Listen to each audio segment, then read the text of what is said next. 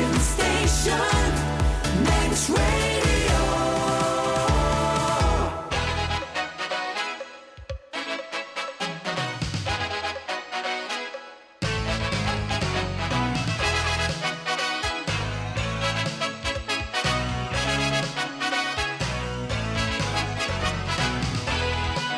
Well, good afternoon. Welcome along to Manx Radio's Mannin Line for Tuesday, August the 20th. Alex sitting in for Andy once more. Get well soon, Andy. What would you like to talk about today? It's open line through till 1. 66 13 68 is the number to call. A charity which supports older people at times of need has warned that no voluntary organisation is 100% safe because of rising costs. And how much does Manx society and the Isle of Man government rely on charities offering services in order to keep their bills down? Is this a bit of a storm brewing in terms of charities not being able to maintain their services and offer the services which government has relied on the third sector to do for many, many years? And also, is it time for government, and I don't mean necessarily politicians, but also civil servants as well, to give charities a break? I think it was pretty much during the Quayle administration, wasn't it, that charities became more and more regulated, and they are treated with a bit of a rod of iron. You know, if this I is not properly dotted and this T isn't properly crossed, that's it. You know, charities are given a bit of a hard time, and it's a case of actually, maybe as a society and as a government, we should be valuing charities more and actually being more supportive, instead of over-regulating them and basically being incredibly powerful over the top of them. These are questions because it's Age Concern that have come out and said that they are acutely aware of the pressures facing charitable organisations on the island. This is after Live at Home announced it's going to be restructuring due to financial pressures. We'll talk more about that on the programme. Maybe you have an opinion on that. Okay. Have you yourself cut back on donating to charity? The island's always been known as a very, very charitable island. We give to many, many good causes as a rule. But the cost of living, is it now just too much for you to be able to spare that money to give to charitable good causes? Because, let's be honest, prices have been going up. Now, what else do we want to talk about? Port Erin Commissioner says that she will always object to planning applications for new tourist accommodation in the town, saying homes need to be lived in. We'll hear about that from Hannah Mackenzie. Do you agree with that? Do you believe that maybe a personal opinion of a commissioner should be swaying decisions over planning? Or do you think that's what commissioners are there for? Okay, to ensure that one sector of the economy benefits and another one might lose out. I'd like to hear your opinions on that. 66 13 68. Oh, of course, we did get a few comments in yesterday when it came to Royalty House. Okay, that most people would agree, a very good-looking office building down in Douglas is being converted into a 64-bed hotel, but there is an issue with the lack of parking, which caused a few comments yesterday. What else have we got here? We've got, before we go to the lines, Fran sent a message in. Alex, good to have you still on the programme. Oh, thank you. Okay. No, it's definitely not my mum. Yesterday's Canon freebies small debate. I wonder if I put an FOI request in to see how much the MHK's total bill in the Mercury tent at this year's TT and how much was gifted to them in TT merchandise and taxis to and from the grandstand. I wonder. Well, Fran, if you want to get onto that conspiracy theory, conspiracy theories aren't always negative. They're just theories about a conspiracy. Fran, put that FOI in, okay? Until you have the evidence of something, you can't just sort of make it up on the spot. So, Fran, put the FOI in, and when you come back with the results, let's have a chat about it. Also, Charles has been on saying, "Hi, Alex. I think the plan to convert the office building in Walpole Avenue, that's the Royalty House, is a great idea. It's a very striking building. Trouble is, when are they going to redevelop the bus station site on the other side of Walpole Avenue? The whole area looks very sad." Yeah, it does. In fact, I was never a massive fan of the design of the original bus station. I remember using that as a youngster, but quite frankly, it was better than what we got now. Okay, we do have a habit of demolishing stuff. There's lots of big announcements about brownfield sites, isn't there? Has anyone seen a shovel go into the ground on any of them? Okay, any sort of activity. Okay, words and nice little artist impressions, all very good. Is anything ever going to happen? Well, Fingers crossed. I'd like to hear your opinion. 66 13 68 is, of course, the number to call. David Quirk is on from Onken. Hello, David. Alex Brindley, how are you doing, boy? I'm not so bad, boy. Listen, How I are was you? talking to a lady this morning at our club called Helen. I won't mention her second name, but she said to me certain things regarding trams and horse cars and so forth. Mm-hmm. Now, the question I'm going to ask you is it a myth there was a tram that was self-propelling, which had a diesel pack in it, which could go on the promenade?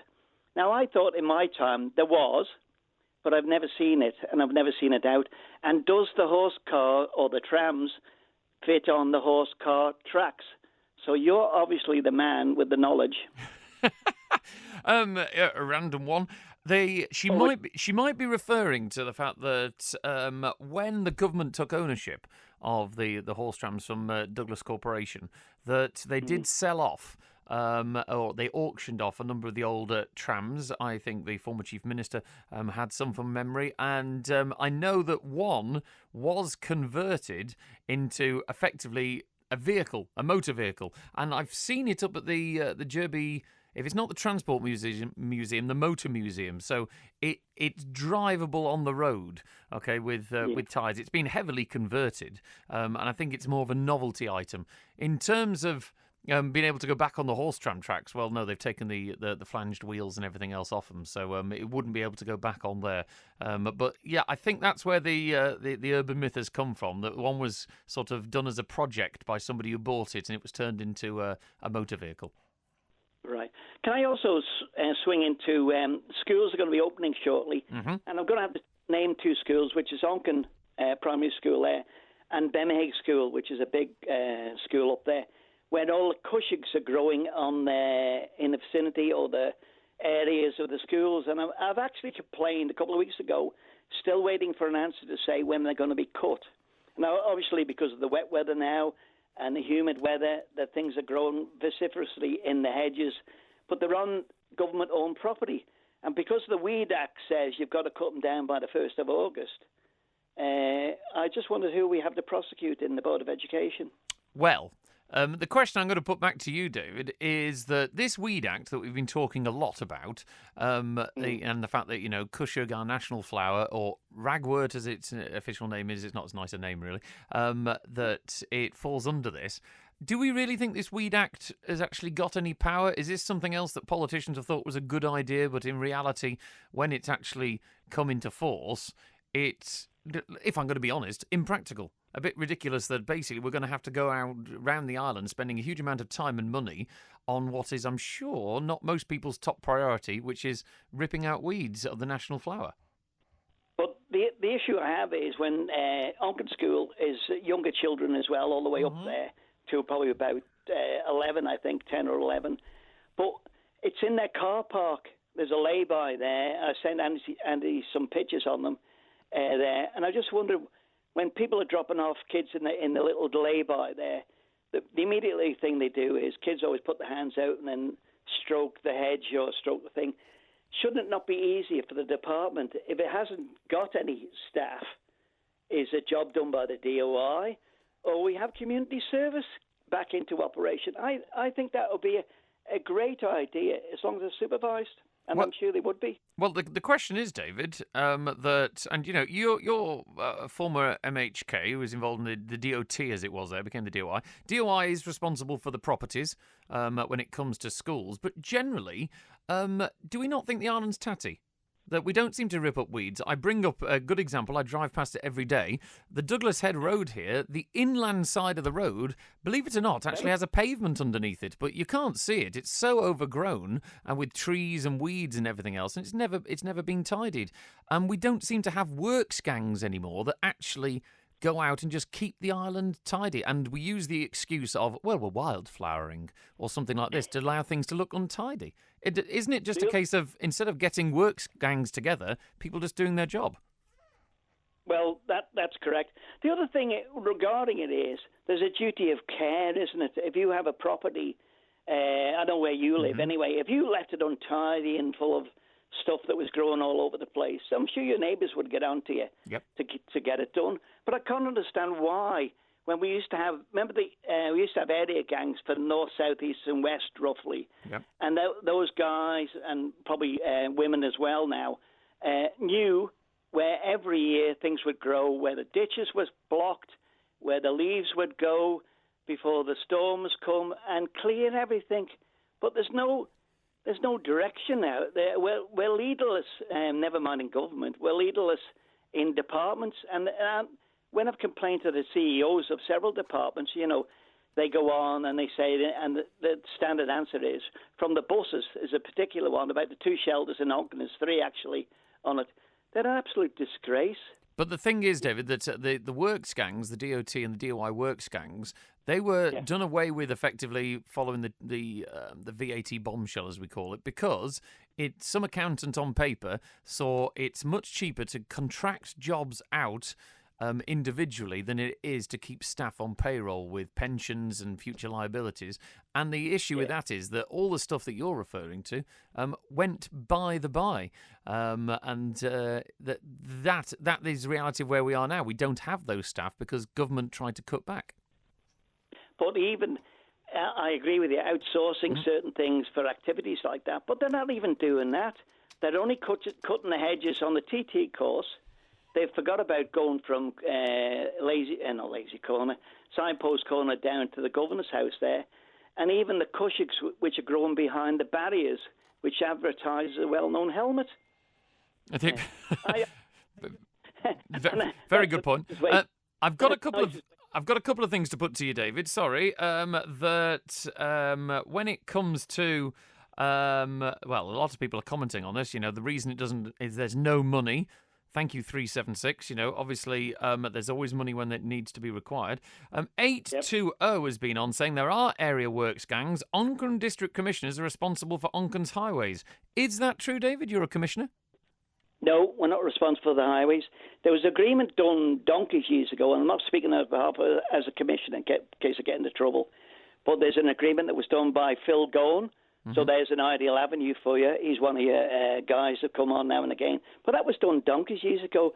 There was a pledge in there to, if certain things were done, the DOI, Drainage Division, other agencies that have mechanical stuff, diggers, flail mowers, and used to hire farmers to cut the hedges and stuff like that. But as far as I'm concerned, as an individual now, I think they've reneged on the agreement that was done some years ago. And it needs to be looked at because all they're doing is piling money to the ratepayers. Well, in terms, and it is a standard governmental thing that we're talking before about charities, about how obviously government relies on the third sector to do a lot of things. The same person who texted in asking about area works gang and Onchan district commissioners says, David says that cushions are growing vociferously. Can you send a recording of them, please? Listen, his mailbox must be full of those nice flowers which are poisonous. Kids touch them. They are poisonous, yes. Blisters on them. But in this place where we're an island, aren't we? We're a beautiful island. We need to bring that back again. And they need to get the horse trams back to the sea terminal, and I'll leave it at that. Okay. I agree with the horse tram bit, obviously, David. Before you go, can I quickly ask, in terms of Onchan schools, what do your Onchan MHKs say about it? Julie and Rob, surely, they're the ones at the national level. What have they replied and said? The easiest question for me, one I get on with and the other I don't. Okay. All right. Well, thank you for that, David. Maybe I'm not going to know which one I'm going to ask which one he's fallen out with, but it would be interesting. If either MHKs are listening, it would be great to hear from you, or the Minister of Education, Daphne Kane. If you're listening, do give me a call, 66 13 68. If David is right, why are we allowing poisonous weeds, which are basically as part of the Weed Act, no longer allowed? Why are we allowing them on school property? Or is David jumping the gun, and by the time kids go back to school, yes, they will be gone? It's in the works. It's on the works. Just because they're possibly there now, they haven't had a chance to rip them all out. I'd love to hear from any of them with the information. Vivian's on line 2. Hello, Vivian. How are you? Good afternoon, Mr. Brinley. And you want to talk about Hedges. So we're talking about Upper Lezayre, I presume?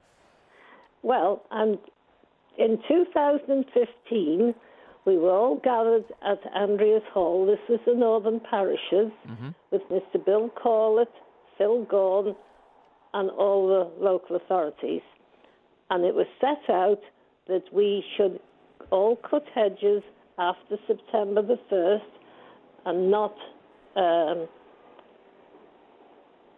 and they couldn't be cut after February the 1st. The last day of February, beginning of March. It is our responsibility to cut hedges, to clear ditches in our parishes, and it applies to the towns as well, and to, what else do we have to do? And clean the gullies. So what was the reason? What was the reason for the government handing it over to the parishes and all the local authorities to do it because they didn't have the money to do it? Now, I know in Lezayre, and I know most of the north of the island, do their own hedge cutting and everything else that goes with it. But in terms, Vivian, of the what's the reason that you're not allowed to touch them until September? So in terms of maybe safety? That's laid down by DEFA. Right. Because of preserving the birds that might be nesting late, which is a load of rubbish because most of the birds have nested on the roadside, if they're going to, well before September. But it's a case of this is what these people tell us, and that's what we try and do. We have to ask if we want to cut hedges before September. Say we have to cut this for safety or something like that, and we get permission to do it. Okay. Well, thank you for filling us in on that one, Vivian. It's very good to be able to hear the information, the background behind that. Thank you, Viv. If anyone else knows of any reason as to why the hedges aren't getting cut back, please do let me know. Thank you very much to a gentleman who came on who's asked if Quirky was anti-DOIs. He's always having a go at them. He reckons it's because he's a failed MHK. Well, in fairness, if David brings up a point that is anti-anything, well, he's entitled to that opinion and his point. And if it's highlighting something that makes the DOI look bad, well, come on and give me the opposite opinion. Or, from the gent who came on anonymously and left a message to say that, give me a call. Put your money where your mouth is, okay? I'll, David and all the other contributors who ring in and put their necks on the line to talk live on the Mannin Line, thank you. Okay, as opposed to anonymous people who sit at home throwing stones. So, let's have a look. Texter 692 says that the hedge at Onken School has a big sign on the school grounds saying, "Don't cut this hedge, it's for wildlife." Is this the point? Have we gone maybe too far down the other side? As Vivian mentioned there, if DEFA are insisting, as Vivian says, that the hedges need to grow wild, but everywhere looks untidy with weeds and everything else like this, are we going too far? Is it just an excuse? Because I'm sure the island would be a whole lot better for wildlife if we just, allowed the whole thing to basically become a wildlife centre, get rid of all these concrete buildings, things like this, just completely go wild, live back in mud huts. I don't know. Where is the happy medium? Let's have a look. What else have we got here? Kevin's been on. The roads all over the island are in a terrible condition and the hedges have been left too long. All this nonsense about nesting birds and bees. Why can't they nest on the other side of the hedge? I'm not particularly sure, in defence of DEFA or the DOI, that they can particularly go along and before they cut the hedge, have a chat with the birds and see if they'll move over to the other side. I'm not sure how that works, Kevin. But it was a conversation I was having with somebody else in terms of where the prioritisation of roadworks happens. Because I was driving through the north of the island the other day and through the Chief Minister's constituency up in Ayr and Michael and Derby, and some of the roads out there are beautiful. Okay, when you go up by the Len, beautifully relayed tarmacked roads all the way through to Derby there. And then when I was coming in on the King Edward Road, which I know for many people is an issue when you take the coast road into Douglas, it's dreadful. There are patches with not even with tarmac now, with concrete. It's not even been treated with some of the surface dressing that's been done recently.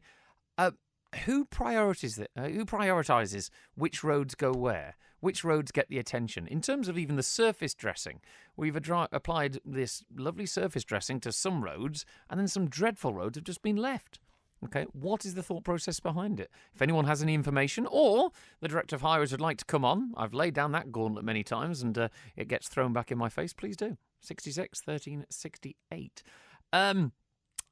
Here we go. Thank you very much to Phil Gaughan, our very own Phil Gaughan, and I know full well that he, of course, presents our political programmes, but he's also a former MHK. Phil says the Weeds Act was amended during David Quirk's time as an MHK to remove the requirement to remove Cushag. Perhaps he wasn't awake when it went through Keys. David, there we go. There's a live response to you. Phil Gaughan says that actually you were an MHK that was sitting there when the Weeds Act was amended to remove the requirement to remove Cushag. That maybe sorts that out. Thank you very much for that one. And what else have we got here? Big G needs to cut the Cushags at Onken School, says Boris. Okay, it's becoming an advert now. If you can help out, you're a gardener, please do get in touch. And Paul says, afternoon fella, you're talking about the island being untidy. Look how disgusting the area around the car park outside Barbary Coast is. It's rough looking. People get off the boat must think, what an absolute tip with fencing falling down and them so-called hedges in the wooden planters. Looks like an old tip. Thank you very much, Paul. Much appreciated for that one. And I don't know the answer to this. Isn't that the car park, the old bus station side? Is that car park a legal car park or not? You keep on hearing whispers either side of this. I'll have to get the information because I will admit, I haven't got my finger on the pulse of everything. Is that a legal car park? Because if I remember rightly, in the agreement for the people who currently own the land or lease it, it does state that it shouldn't be used as a car park, yet it is still open as a car park. But, Paul, yeah, it isn't the greatest advert. Let's go back to the line, 66 13 68. You're welcome to get in touch. Michael is on line 1. Hello, Michael. Hi. You want to talk about a monkey puzzle tree, apparently? Yes, I do, and it's quite serious. I have, at my house, I have quite a serious illness, and I'm alone. And for over 2.5 years, I've been writing to DEFRA to try and get help with this tree. It's a monkey puzzle tree. Now, I agree that it's a healthy tree, and there's a Tree Preservation Act, 1993, which puts the right, in other words, it protects trees but does not protect householders. I've got a major problem that these roots are breaking the slabs at my front of my house. They're sending roots into the front door, or have done, and they're breaking the drive, and the insurance company won't pay out, leaving me on my own.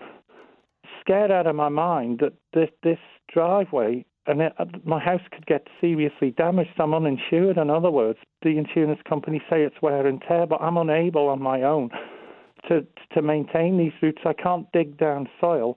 I can't lift up slabs. I can't relay them. There's nobody out there to help. And DEFRA just keep insisting that this tree must stay. Then everybody that visits the house can see that the damage is true, and yet they insist I pay out about £800 for a survey when there's no need to pay out £800 for a survey. I don't have £800 to pay out for a survey. They're just uncaring. The minister is terrible. Then the head forester, when I went down to see him, on one occasion he said to me, I can tell you about your tree damaging your house, but I cannot tell you in case I get sued. So I wrote back to the DEFRA and asked them, and they're just covering it up. I've been down to see them, even while I've been on chemotherapy with a bottle attached to me, and they just will not help. They won't answer that question. The Minister, Claire Barber, will not investigate it. She will not write back to me. And even today, I'm very, very ill, and I've got to go down to the doctors, and I've got to somehow, on my own, attend DEFRA and find out for the final time, because it's the last time I'm going to write to them. I don't want to sit at home trying to get well, fighting cancer, having a minister like that and a department that doesn't care less about people. And it's not just me. There's people out there with trees at the front of their houses or roundabouts. They're damaging drains. They're causing all kinds of issues. They're putting costs onto householders that many cannot afford. And the real crux of this is, I said to them in an email several times, I said, forget I've got cancer, completely wipe that out of your mind. I said, what if I was 90 years of age and I had a condition where if I slipped and broke my hip, I said I'd be put into a care home. What if I was registered blind? Do you think it would be safe for me to walk out my front door with slabs lifting up in the air? What if I was disabled in a wheelchair? The same thing. And it's just ignored. And I've been writing for 2.5 years. These people just won't answer. You've got MHKs. I've begged them to come and have a look for themselves. I said, don't take my word for it just because I say it. I said, come down and check it out for yourselves, but they won't do it. And I've written to 12 MHKs, and they just sit there and ignore every email I sent. Michael, who are your MHKs? Whereabouts in the island are you? Oh yeah, sorry, yeah, it's in the west. My MHKs are Tim Krukall and Kate Lord Brennan. Kate Lord Brennan won't answer anything either.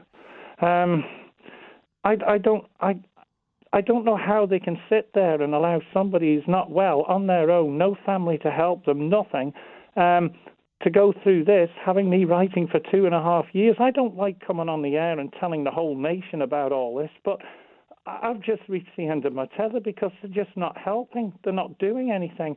Well, I mean, thank you, obviously, for ringing in. It does take a lot to ring in and share your situation with us. In terms of that, I mean, you know, the picture you paint does sound like a very uncaring government and society.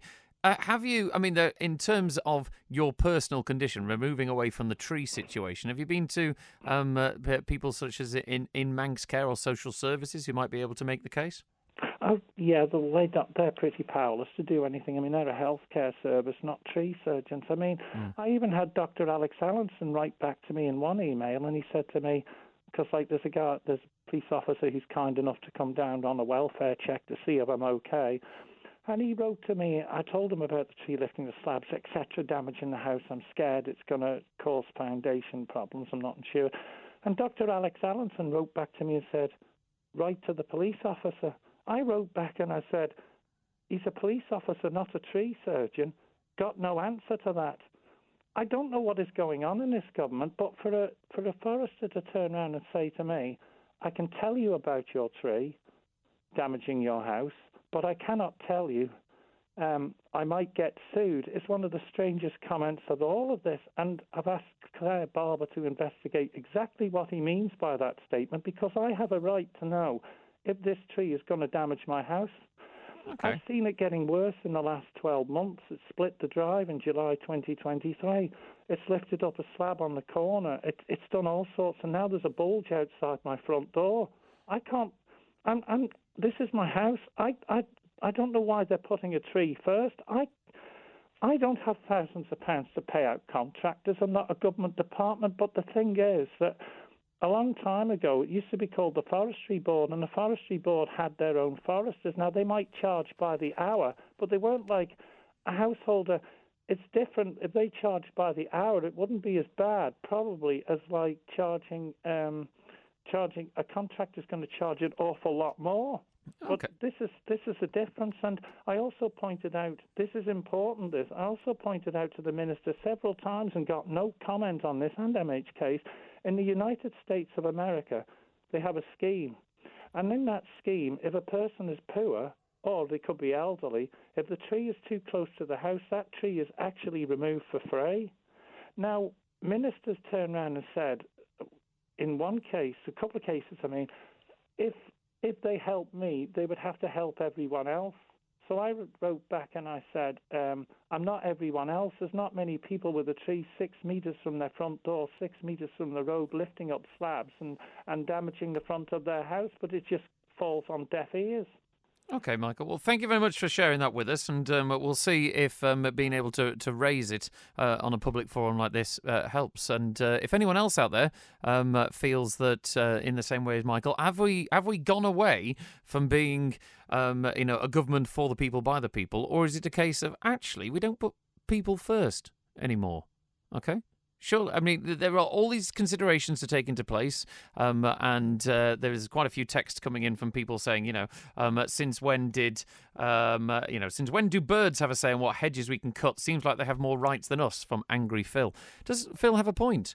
Okay. And DEFRA Minister Claire Barber, if you're listening, can we have a comment? Why are people who are in a situation that sounds quite a desperate situation, or are making a very good point, that possibly this tree is causing a danger, for example, why are they not permitted to remove it? Okay, since when did the tree take precedent? Okay, I'd like to know the answers, and would like to hear your comment on it. 66 13 68. Thank you to Andy, who sent me a photo saying, Alex, there was a 30-metre monkey puzzle tree at Greeba Castle, was taken down just a few days ago. All that's there now is the stump, as per this photo. Who else noticed it's gone? Thank you, Andy. I don't know. I presume there was a licence to take it down. But if you have any other further information, let me know. 66 13 68. Text me 166 177. We're going to talk about Sunday papers in a moment. The Ginger Hall has it all. The Ginger Hall Solby is open throughout this Manx Grand Prix. Come and enjoy traditional bar food with a great viewing position for all the action. But make sure you check the race schedule for early road closures near Solby. We also have takeaway food available all day from the Hatch. Check out our Facebook page, The Ginger Hall Hotel, to find out more. The Ginger Hall really does have it all. This Manx Grand Prix. Are you confident enough to act quickly in a life-threatening emergency? How long has it been since you did a first aid course? Key skills can fade over time. That's why the Health and Safety Executive strongly recommends annual refreshers. St John Ambulance is here to help. Our courses empower you to act swiftly and confidently during emergencies. You'll learn to master CPR and know how to quickly use a defibrillator. In emergencies, a confident first aider can make all the difference. Call St John Ambulance on 674 387 today. Blowing a hoolie out there. Come in for a bravig by the fire. Just stocked up at Hearth. Never been so warm. Who's that? Hearth? Aye, they've got kiln-dried hardwood for me log burner. Colombian coal and smokeless ovals for the open fire. Kindling and firelighters all delivered. Great value too. All goes up the chimney anyway, so I pay more. I'll be giving Hearth a call. Check their website as well. Just order and they deliver. For all your fire fuel needs, call Hearth on 560 577 or visit hearth.co.com. With unlimited broadband from Shaw from £39.50 a month, you'll be laughing. Shaw Fibre Broadband. It's the lowest price on island. For more details, see us in store or visit shaw.com. T's and C's apply.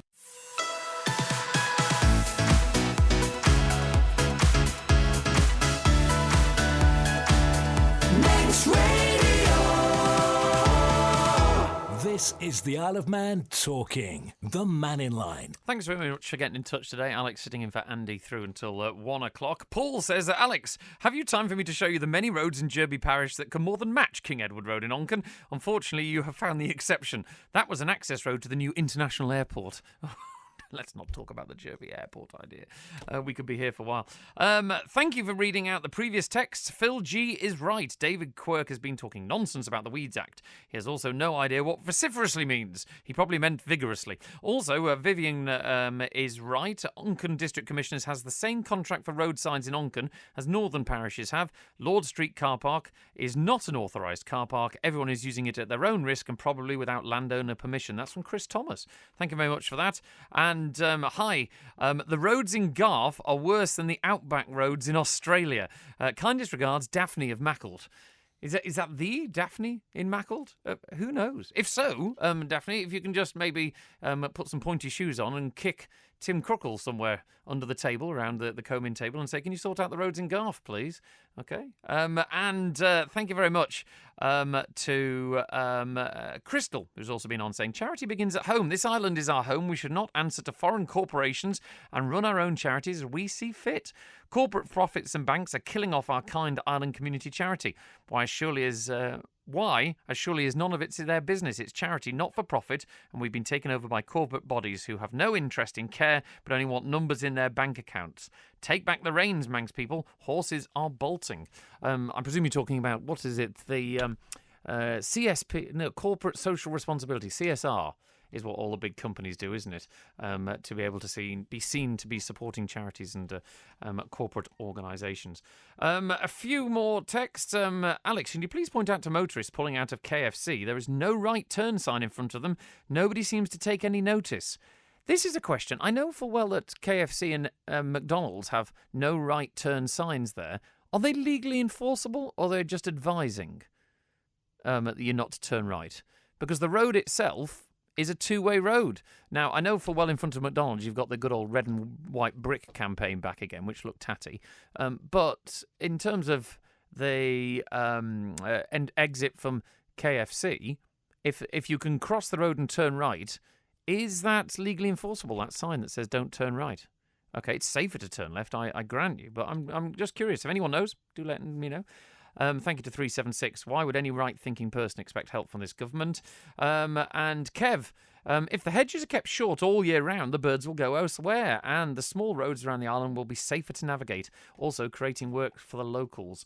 Thank you very much to, who's this on WhatsApp? Cooley, who sent me a number of photos, turning into Ballymena Road in Baldrine, completely blurred with nothing but wildlife, as hedges trimmed, but years ago, all these safety signs are hidden. Basically, they've sent me a lot of photos of signs, road signs, safety signs, mirrors, things like this, which are now obscured by different bits of wildlife, saying, I had a lovely chat with a traffic policeman in TT Week. He said he'd see if he could get anywhere with the DOI. This weekend, there's a young copper with a speed gun out after this 30-mile-an-hour repeater sign and can't even see it. Okay? So maybe that's a point. From a safety point of view on the roads, the hedges need to be cut back. Okay, and maybe we haven't got the balance right. Who knows? Let's go back to the phone lines, because Brian has been waiting patiently on the line. Hello, Brian. You want to talk about a change in, let me get this word right, rodenticide policy. Is that right? Yeah.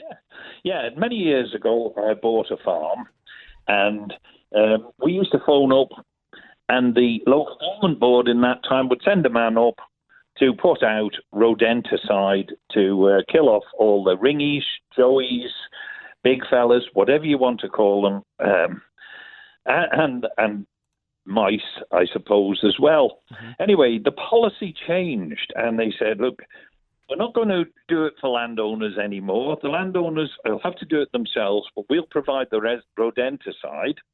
So happy days. I went to get some rodenticide. They said, oh no, you've got to go on the course first. So I paid my dues and I went on the course, and it was a very interesting course. I learned an awful lot on that I hadn't realised. But anyway, we won't go into that. The other day, I went with my little identification badge in hand and wanted to pick up some more rodenticide so that the neighbours around me and the residents of Onken weren't going to be troubled. And they said, we don't provide it anymore. Landowners have got to buy it for themselves. All right. Now, considering the vast majority of landowners are not going to buy it for themselves, I really just need to know who made the decision. Why doesn't the person who made the decision to change the policy hold his hand up and say, it was I'm trying to save money? I'd be happy with that. Then we'd know who to throw the bricks at once we've got loads of rodents meandering round our premises. Do you feel, Brian, though, because I know for well you yourself have made attempts at becoming an MHK in the past, do you feel that a lot of these policy decisions are normally hidden away in legislation years before they take effect, and it's what Andy would call the Douglas festoon lighting situation, which is we don't get up in arms until years later when it hits us, and it's too late. We never notice it in small print at the time, and when it's all passed and a decision is made, and then when it has the effect and we realise that it's a complete mess, then we're up in arms, wanting things changed back again. Look, it's the voter. The voter apathy when it comes round to actually electing people. It's a popularity contest. If you speak the truth, they don't want to know because they need you to speak the pleasantries that you're going to give free ice cream and kiss every baby and do all that nonsense. Well, do you feel? I mean, we're in the period of this government now, where we're heading towards the election now. So this is when you begin to notice little political bandwagons appearing and things like this. Do you feel though that everybody always says anecdotally, and we hear it on the Mannin Line a lot, that this is the worst government in living memory, and we'll remember it at the election time, and they'll scream blue murder about whatever MHK they've got who hasn't done this and hasn't done that, and then when they get to put the ballot in the box, they seem to, on average, support a lot of people that they've been screaming about for the last 4 years because the excuse seems to be, well, there's no one better. Well, yes, and MHKs get to be MHKs by putting themselves out there. I mean, there's one in Onken, David, and he's up there at the elderly persons complexes. He's a member of the Model Boat Club. He's a member of the Horticultural Society. I should put you right there. He's not an MHK, of course, of Onken anymore. He's a commissioner now. He's a commissioner now, but he's on about the Cushigs on the Hedges. Mm-hmm. But he is the member responsible for all of the hedges that are blocking the footpaths and obscuring the signs all around Onken. But he doesn't want to talk about that. He just wants to talk about criticising other departments. Now, if you want to get on with hedges, there's another bone of contention with me. I have quite a lot of hedge. It happens with farms, and I like to cut my hedges.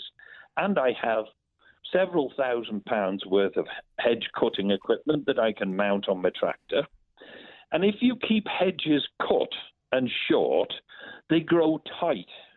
And the birds nest in the tight hedge. And each year, new growth comes out of that hedge. And birds don't nest in this year's growth because it's all light and flimsy and it's not suitable for them. They like to get in where the hedge is nice and firm and sturdy. And you can put in front of them and they'll just beggar off while you do it and go back to their nest straight after. I've seen that millions of times. Okay, Brian. Okay, well, I was going to say, if anyone can come on from DEFRA, I'm putting it out to them again, that I know that MHK is listening, I know civil servants listen. Come on and tell us, why is it that we allow everything to wild? Is it just an excuse? Is wilding just an excuse to save money, do you think? There's another policy there. You see, they don't cut any higher than 2 metres on hedges now. So you'll notice that all of the hedgerows are growing taller and taller and taller.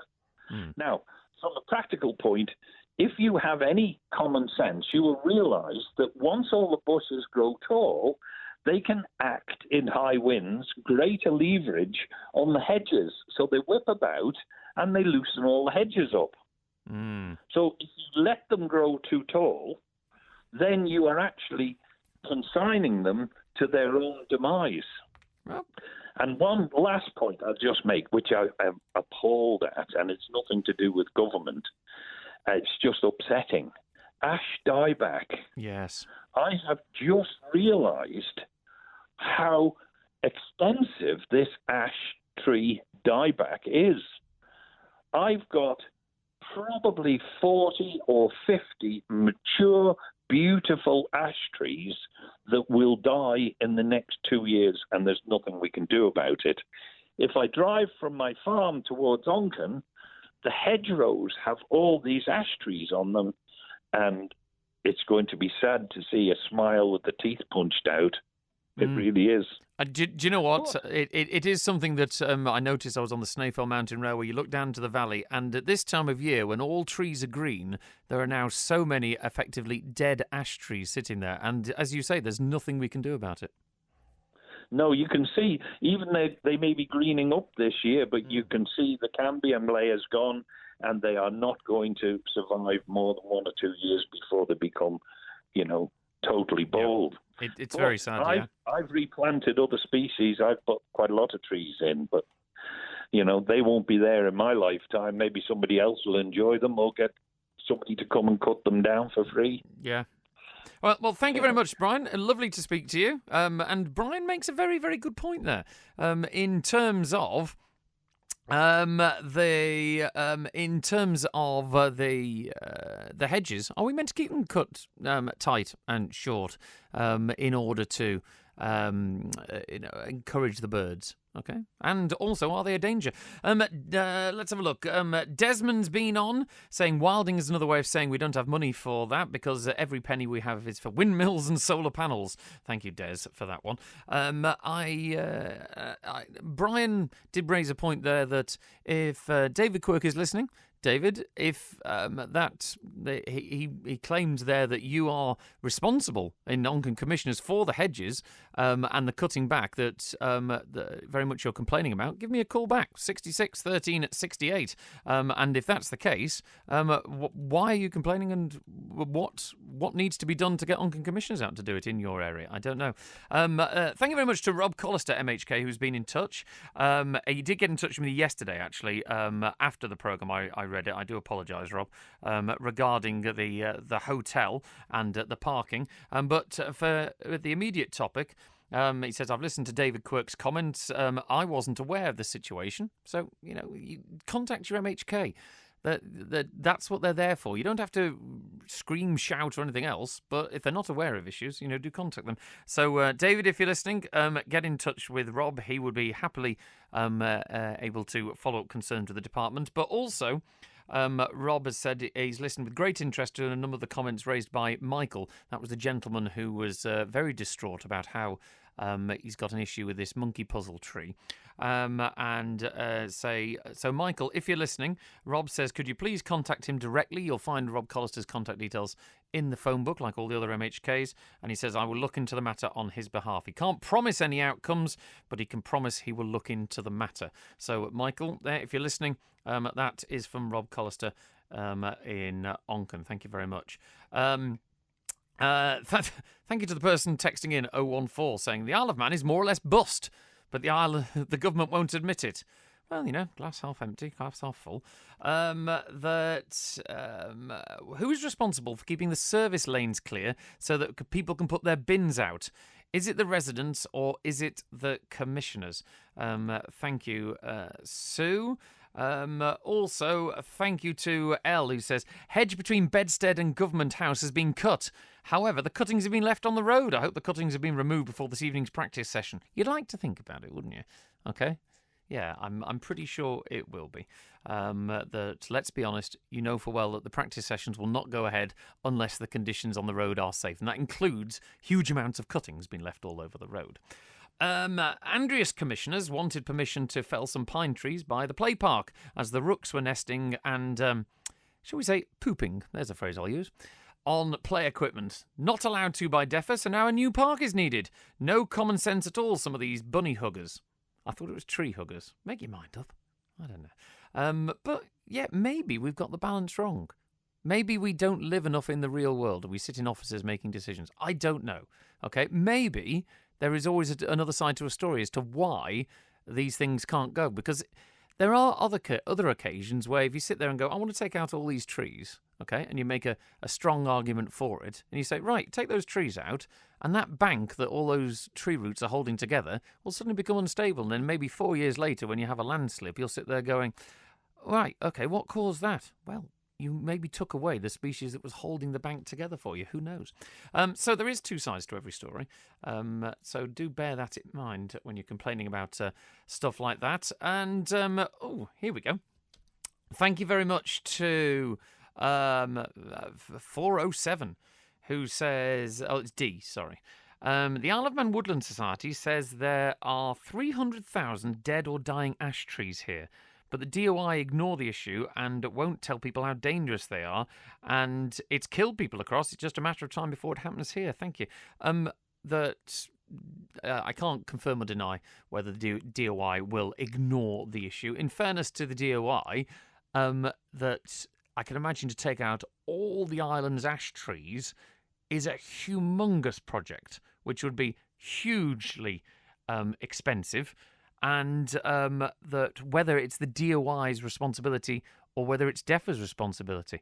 The sad thing about ash dieback and all these dying trees is that we don't know what's causing it. We don't know.